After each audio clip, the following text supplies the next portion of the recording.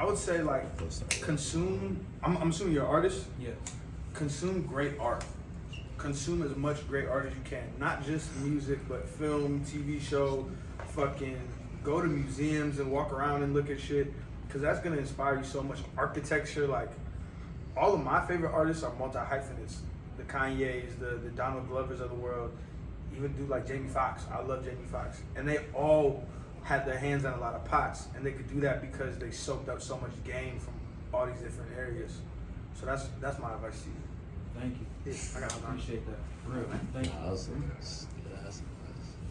Safe art, you know. Nigga, this is a safe space. You be saying crazy shit. Let me not say what I'm saying. That's yeah, you know. Nah, go ahead. Say what you need to say. What you said about immigration? What's the word, everyone? It's George from Fourth Youth. Today I'm here with 24kGoldn.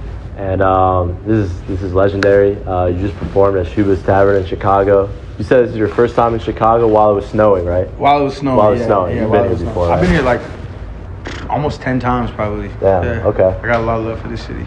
And then, tell me how the show went for you. The show was cool, man. It's you never know what you're gonna get before you walk up on stage. Yeah. And I've done hundreds of shows in my lifetime, and I still get surprised. Yeah. What was really cool was I've been doing this thing where for Icarus, you know, I'm wearing all white. I'm telling people like, yo, come out, wear your all white. And tonight, damn near 90% of the crowd was wearing their fucking all white. So to see that, like, we can all be part of something together, that was cool. Yeah. No, I saw that, bro. That was beautiful. And talk to me about your experiences in Chicago. My experiences in Chicago. Yeah, like your first time, second time. I was telling y'all before. Yeah. First time in Chicago was at Lyrical Lemonade Summer Smash. Yeah. The OG venue where they had it in the park. Douglas Park? Douglas Park, yeah, wherever like the first or second one was. Yeah.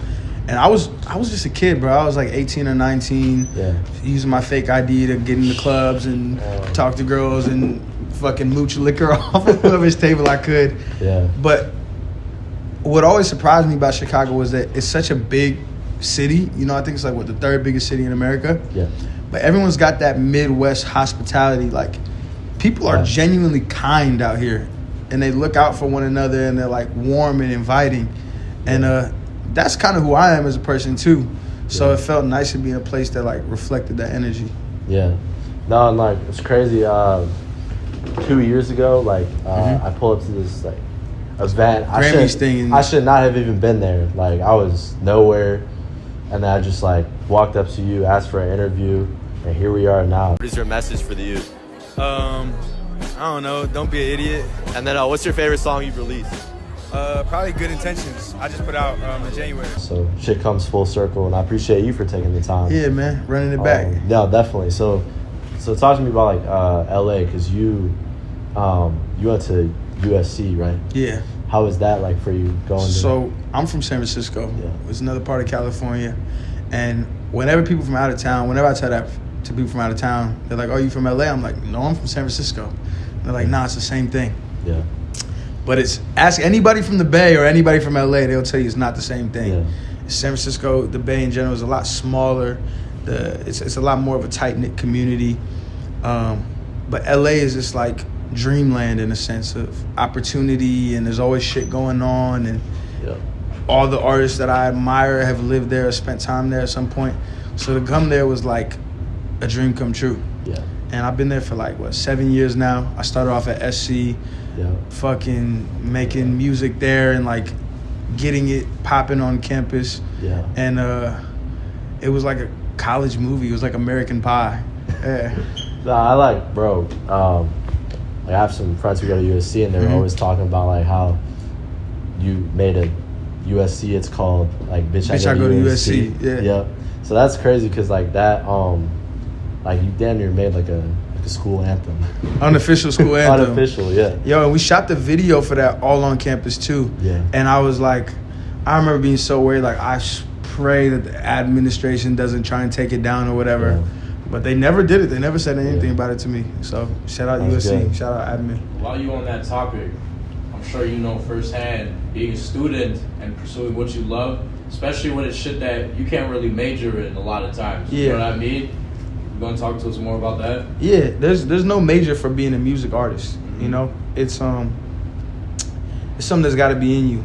And you could definitely learn, you could definitely grow, but it's really got to come from a genuine place of love. And I was fortunate enough to go get into a great school, get a full scholarship there, that I had to prove it to myself that it was worth leaving. You know, I had to hit that milestone of like signing a record deal and actually having the money to survive more than anything, because I was getting free food, free rent, like it was cool. But it's hard to balance. It's hard to balance, and a lot of times people feel like they don't have enough time in the day to do everything they want.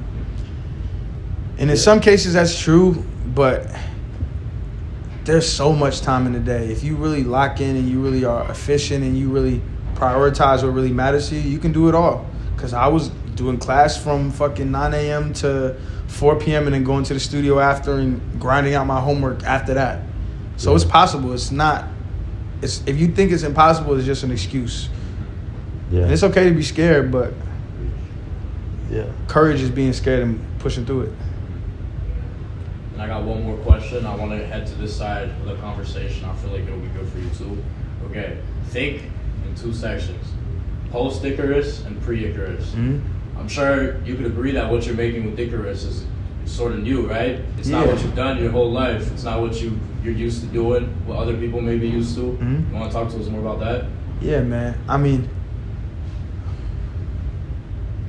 when I first started making music, Bro's over there. What's up, Seth? When I first started making music, it was nothing like what you probably just heard tonight. Even before Valentino, my shit was not melodic. It was real rapping. That was the background that I came from. But I think there's something so beautiful about allowing yourself to experiment and grow and evolve and change. And whether people like it or not, you as an artist are going to get something from that. A sense of fulfillment. You'll never be left questioning, what if I did this thing, you know? And in the day and age that we're living in, shit moves at its own pace. I've had songs that I put out that took 8 months until they blow up. And the reason why people liked it, whether it was sooner or later, was because it was something that I genuinely liked, or I genuinely loved. And I think that that's what I'm doing with this Icarus project, you know, is stepping out of my comfort zone, not succumbing to the pressures of what everybody thinks I should be, but just speaking from the heart and making shit that makes me happy to listen to. And then I feel like, so how old are you right now? I'm 25. I just turned 25. Like, people don't realize how young, like, you still are. Do you feel like you're older because you've done, like, so much throughout your career? Yeah, bro, I feel like I'm a 40-year-old man sometimes. Yeah. I've been doing this shit since I was 15. The first time I stepped into the studio, I was 15. So I've been doing this for, like, damn near 10 years. And it's easy to feel like, I've been doing this forever. But when I zoom out, I'm like, yo, I think Jay-Z was, 26 when he dropped his first album? Something like that. Like 28, right? Nah, he was like 24, 25. But, like, there are people that we all know and we love, and they just were getting started around this age of 20. Yeah. And what's fucked up is, like people really got the game fucked up right now, because you're seeing all these course sellers and whatever buying Koenigseggs and shit, and that's cool, good for them, but it's creating this unrealistic expectation that if you're 24 and you don't have a fucking Ferrari and an AP, you're fucked. Yeah. But that's not the truth of the matter at all. Yeah. This shit takes time, and everybody moves at their own pace. And man, the founder of Red Bull started Red Bull when he was 41 years old. And 20 years later, I don't know how, I think he died, rest in peace, bro. But he was making like $300 million a year in his 40s and 50s. The guy who invented Glock, I think, was in his 40s or 50s when he started that. Like, you never know when your time is going to be. All you can do is be curious and explore your passions. Yeah. No, definitely. Do you think, like, when you started, like, getting momentum, you were ready for that momentum? You're never ready for what life throws at you. Yeah. Never. I mean, you can handle things or you can not handle things, but nobody's ever ready for their life to change that dramatically. I like to think that I handled it pretty well, being that I was like 19 and like kind of stupid, you know. But like, I didn't get anybody pregnant. I didn't go to jail. I'm not addicted to drugs. I saved my money, and I'm still here, and I'm still making music, and I haven't gotten jaded or fallen out of love with it. So, what more could I ask for?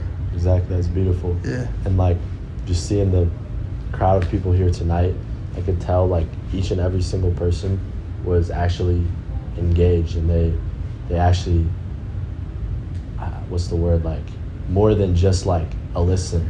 You know what I mean? Do you feel like a connection, some sort of connection with your fans? I feel a way stronger connection now. That's my new thing. It's not about the quantity of fans for me anymore. It's about the quality. I would rather have 1,000 people that are listening to every song every single day, buying the merch, coming to the shows, coming to the events, know everything about this, it means something to them, than 1 million people that don't really give a fuck. Yeah. Because they might give a fuck now, but tomorrow they're going to give a fuck about something else. Yeah. And you'll make your money or whatever, but like, that's not what music is about. It's about being the soundtrack to people's lives. It's about being there for them when you can't be there for them physically. You know, it's about connection. Totally. And that means so much to me. And coming out here tonight and seeing the people and the impact that me doing what I love could have on their lives, that means the world to me.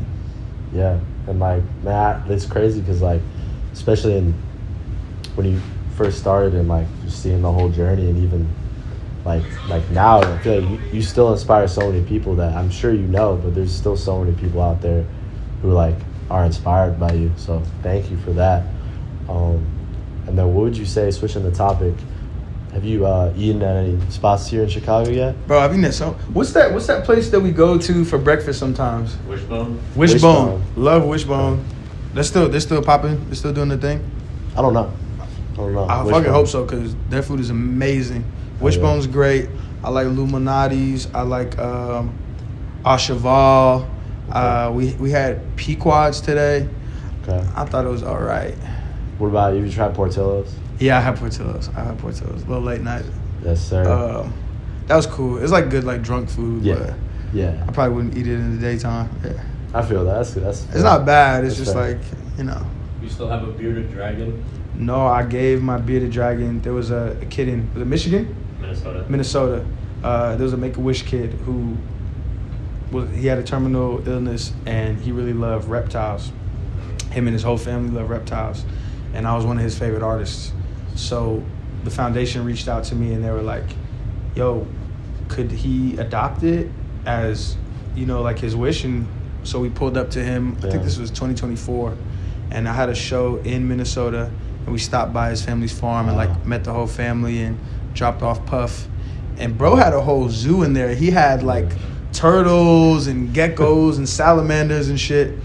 But I love Puff, and I hope she's doing good. I think the family's taking really good care of her. But like, I don't know. It meant more to him than it meant more to me to see him happy in that place and time than for me to be like, nah, this is my bearded dragon. Right. No, that's a good story. So speaking of like tour, are you so tomorrow you're leaving, right? I'm leaving tonight. Tonight? Damn. No, I'm leaving tomorrow. I don't know when I'm leaving. Where's the next stop? After this, Detroit. Detroit? Yeah. Oh yeah.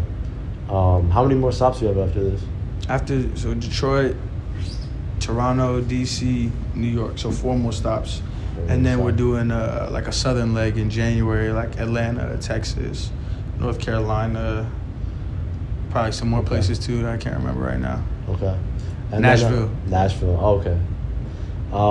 Where do you see yourself in 5 years? It's a cliche question, but I feel like it's important to like. That's the thing, bro. I don't know. Like, I can give you an answer, but we're in control of so many things, but we're also not in control of so many things. So I know where I'm putting my time in, and I hope that me putting my time into those things of, you know, making more music, doing guitar lessons, doing vocal lessons, doing acting lessons. I hope that brings me everything that I want, but like, I don't know, maybe fucking aliens will come next week and I have to be an ambassador because they fuck with my music. I don't know, like, who knows? Yeah. But I'm gonna still do music. I've fallen in love with acting again. Okay. So I would love to be on a TV show or a movie sometime in 5 years. My hometown is really important to me, San Francisco. I'm 25 now, I'll be 30 in 5 years. So I like to be involved with like the community there. Like I want to be the mayor eventually of San Francisco, but all in due time. Would you ever run for like president or governor or anything like that? I mean, let me see how I do as a mayor first. Okay, we'll see. So in 5 years, we should expect that? We'll see. All right. What's the first thing you do once you're elected into office? As a mayor? As a mayor, yeah. So I think San Francisco is this super like underrated city. Mm-hmm. Like everyone knows it for tech, but they also more know it for like the issues that we have with homelessness and stuff like that. Yeah. And a lot of people don't know this, but there are people making millions of dollars off of crises like homelessness, like addiction, and they're getting grants to solve homelessness. But if they solve homelessness, they stop getting paid, so no one really wants to solve it. Right. So I would actually want to build more housing, want to provide job training opportunities, want to bring back like mental health therapeutic institutions for people, not on like some like One Flew Over the Cuckoo's Nest nurse, whatever the fuck, the evil nurse, not that, but like actually help people. Yeah. And there's enough money and there's enough rich people that we can make that happen. And I think the citizens, the people would like to see clean streets and smiling, friendly faces too. Yeah, it's possible. Just need more people like you and shit. It'll happen. If there were 1,000 of me, man, I wish. No, literally. So the all white, that's for the Icarus the album cover. Is it? What's like? Why did you tell everyone to pop out all white? Because it's kind of like the angel wings, like Icarus. He had these wings made of feathers and wax. Yeah. And I think there's just, I like a monochrome kind of vibe too. Yeah. And if it's easy, like not everybody got a cowboy outfit, for example, but I'm sure you got a white tee. You can go to Goodwill, get you some white pants, and feel like you're really a part of something, a part of a movement, a part of a community. I feel like it's good. Like I feel like lately you've been building a world like outside of just the music, and that's like important for an artist because it's like it's a whole other like factor, I guess. Well, that's the thing, bro. Like, going back to like my journey a little bit. It was so funny to me when people were making like these industry plant comments because they had no idea all the like groundwork that I had to put into this of like I was making stickers and promoting them. I was playing free. I was selling my own tickets to my shows back home. I was running my own SoundCloud marketing campaigns. I was doing all this shit to get to this point. Yeah. And I say that to say, why do I say that to say? He had a question. What was the original question? It was just like I was commenting on how you're building like a world within your music. Yes, and I say that to say like I because I put so much work in, I felt like okay, well now it's about me. Like okay, now I can reap the benefits of this. Yeah. But as an artist, it's about you, but it's never really about you. Right. It's about the people that you touch. It's about the people that it's about the people that live with your music and with your art. Yeah. And that was a switch that flipped in my head recently of like, oh yeah, I'm being selfish as fuck right now. Like, what if I don't make it about me and what if I make it about us? Yeah. And I think I've noticed a really big change in like the kinds of people that are coming to the shows. I'm talking to my fans on DMs all day. Like the Discord is popping, and that just means so much more than just being a little narcissistic shit, No, that's great that you say it because I feel like I see it already. Like, just like the fans, the way they, like I don't know if you noticed, it's like there are people like screaming, like fans, like die hard, and that's important to build as an artist. But what was I gonna say? So, what's some advice or some game? Because my boy Lionel's like locked in. We're all taking it. I'm taking this in. Mm-hmm. What's some advice you can give to an upcoming artist or creative in this new era, like 2025? We're past the SoundCloud era. Shit's changed. Shit's shifted. Like an artist trying to make it. What would you say? the game changes every couple years. Yeah. It used to be, you know, every 10, 20 years or whatever, you could run the same play and it would hit. But now everything moves so fast that you can't do that anymore. Yeah. And you can't rely on a cheap bag of tricks or a viral moment. You got to build that connection with your people. And the way that you do that is by building trust. Showing up when you say you're going to show up. Dropping when you say you're going to drop. And if you do that enough times and you stay consistent and you find what about your perspective, what about your life can you make into art that you can say better than anyone else, that you can do better than anyone else, that everybody that's like you is thinking but nobody's saying. Yeah. That's how you're going to build that trust. Yeah, exactly. And then kind of going off of that, what is your message? I guess I already asked you this last time, but maybe it's changed. What is your message for the youth? I don't remember what I said last time, so it's like you asked me for the first time again. But my message for the youth is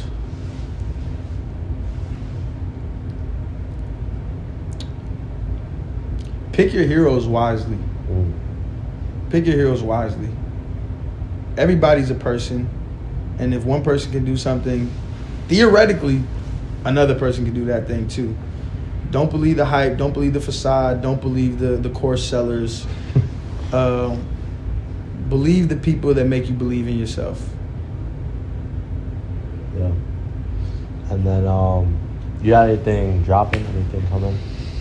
I don't know, bro. I'm so like preoccupied, present in the moment of this tour. Yeah. I don't know when I'm gonna drop again. I would like to drop something Q1 2026. Maybe do like Icarus Part 3 and just throw 4 more songs on there and round it out. But I don't know, bro. I change my mind all the time. So we'll see. But there's definitely shit coming. I'm cooking. Yeah, man. Your sound has completely changed. Like from 2023, 2022 era to like now. Yeah. I feel like talk to me about that real quick, about how your sound is changing. Like what happened with that?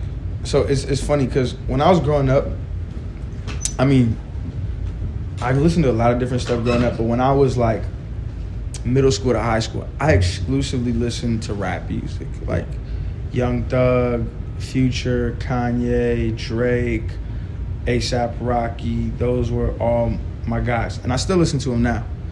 But it was being around people that like pushed me out of my comfort zone and pushed me to grow and expand my taste and my palate that I think influenced the sound I'm making now, because shit's still rhythmic, you know, I'm still got cadences and stuff, but I'm pulling from so many different sources that inspire me.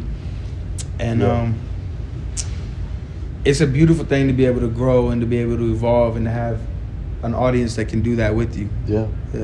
No, that is beautiful. I think I'm gonna wrap it up here. 30 minutes, bro. You definitely gotta wrap it up. They didn't feel that long. That was cool. No, that was a good conversation. Yeah. I feel like I could ask you way more, but shit. Nah, motivational, bro. I was taking it in game, like as you were talking. Like I think personally, what you do a great job of is connecting with everybody who appreciates. Like you appreciate who appreciates you. Yeah. You know what I mean? Yes. So you get into that fucking flow state. It's like hitting like free throw after free throw. Yeah. You know what I'm saying? Yeah, I mean, definitely keep that up, and the way you do interviews is likewise to the way you perform. So thank you, man. I really think you should keep that up. I appreciate that, bro. Thank you for saying that. I'm happy I got to chat with y'all. I hope at least one person sees this and like remembers it and takes the shit to heart. Yeah, this is full circle for me, and I know like people watching this are gonna really enjoy it and understand it for everything that you said. Appreciate it, bro. Thanks for giving me the opportunity to talk my shit. For the youth. For the youth. Sir.